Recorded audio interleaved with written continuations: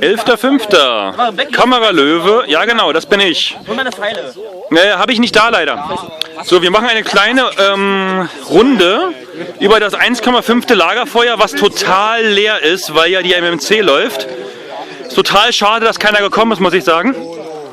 Und dementsprechend, also es ist echt nichts los. Es ist total schlimm hier. Ja, da sitzt gerade keiner.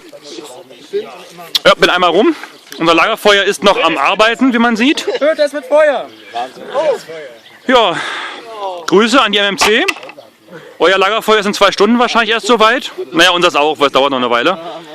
Ich bin schon zweites Mal dabei. Okay, die kennen wir schon, da waren wir schon mal. Ich bin der Meinung, dass ich aufhören könnte. Und was meint ihr? Mir wird aber schwindelig. Okay. Gut. Elektronisches Gerät, ist das okay?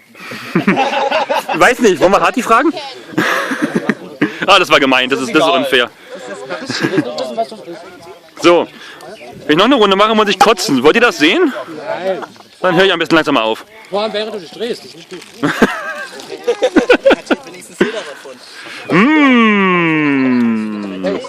Nein. So, dann enden wir mit der Impression im Nichts.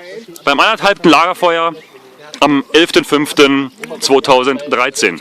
Danke für die Aufmerksamkeit.